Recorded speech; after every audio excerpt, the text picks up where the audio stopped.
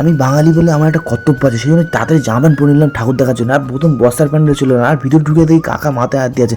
আজকে পুরো জামা প্যান্ট হয়নি পুজোতে এবারে। আর এখানে ভিতর ঢুকে দেখি দুটো দুর্গা ঠাকুর, আর সেটা দেখে আমরা একটু বেরিয়ে আসলাম নতুন একটা প্যান্ডেল। আর এখানে এসে দেখি একটা কাকা গান করছে কা কা করে। তারপরে এখানে রাজমহলের মতো প্যান্ডেল করছে। বাইরে এসে দেখি একটা ভূত 12টার জন্য খুব ওয়েট করছে। আমি বললাম 12টা বাজতে অনেক দেরি আছে, তুই এখন বাড়ির দিকে যা। তারপর তাড়াতাড়ি অন্য একটা প্যান্ডেল দিকে চলে গেলাম যেটা আমার দেখাচ্ছিল। আর এখানে বাইরে থেকে দেখলাম বিরাট একটা বড় মন্দির করেছে। তাড়াতাড়ি চলে গেলাম ভিতরে ছুটে ছুটে। আর ছুটে ছুটে গিয়ে দেখি এখানে সবাই তো অরিজিনাল বসে আছে, আর মহাদেব ওপর থেকে স্বয়ং নিচে চলে এসেছে। আর এখানে বাবা যে করে আমার দিকে তাকাচ্ছিল, তাড়াতাড়ি ভিতরে গিয়ে ঠাকুরটা দেখে দিলাম। আর ঠাকুরটা খুব ভালো ছিল, এটা বেনারসের ঠাকুর করেছিল। তারপর নেক্সট প্যান্ডেল চলে গেলাম, সেখানে গিয়ে দেখি আমি এখানে বড় বড় মূর্তি করেছে। আর সেটা দেখি আর একটা প্যান্ডেলে চলে গেলাম ছুটতে ছুটতে গিয়ে দেখি খুব বড় একটা মন্দির করেছে। তারপরে আর একটা প্যান্ডেলে গেলাম যেখানে আমাদের লাস্ট প্যান্ডেল আদিযোগী। আর ভিতরে গিয়ে দেখি ঠাকুরটা খুব সুন্দর করছে, উজ্জ্বল লাগছিল।